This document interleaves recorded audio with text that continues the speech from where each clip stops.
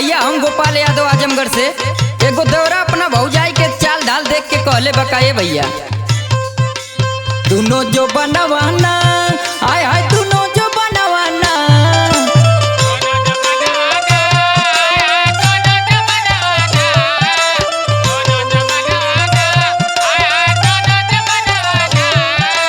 दोनों जो बनवाना आय हाय दोनों जो बनवाना, माझे टंकी पे बर्तनवा झलके दोनों जो बनवाना।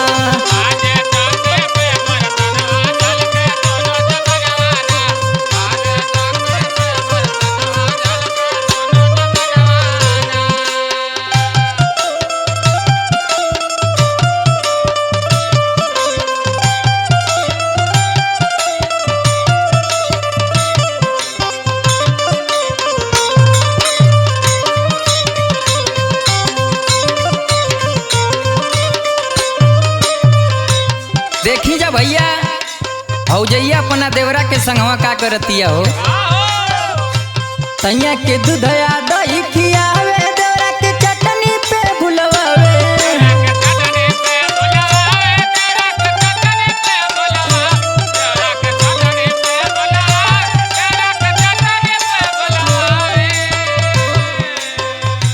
तैया के दूधया दही खियावे देवरा के चटनी पे भुलवावे, देखी के कर ऐसन रहनवा जरता हमरो मनवाना।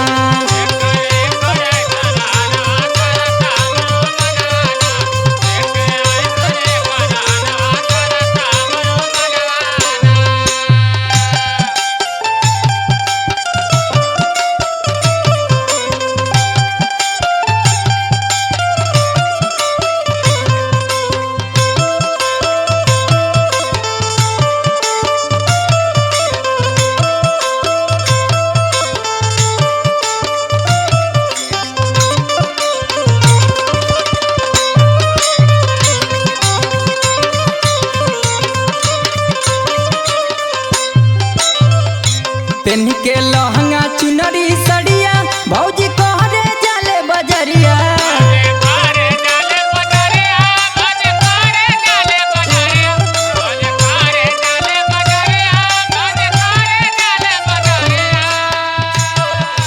पेन के लहंगा चुनरी सड़िया भौजी कहरे जाले बजरिया, यारी के बोला के गढ़ावे गहनवा झलके दोनों जो बनवाना।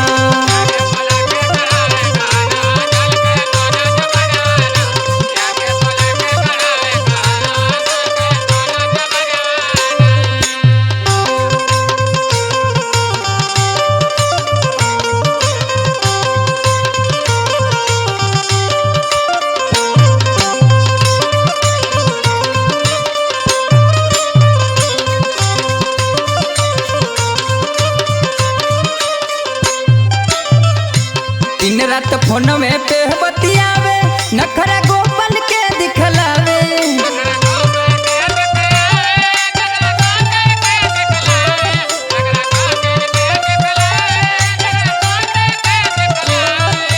दिन रात फोन में पे बतियावे नखरा गोपाल के दिखलावे, रूपल सनीति से मांगे खजानवा झलके दोनों जो बनवाना।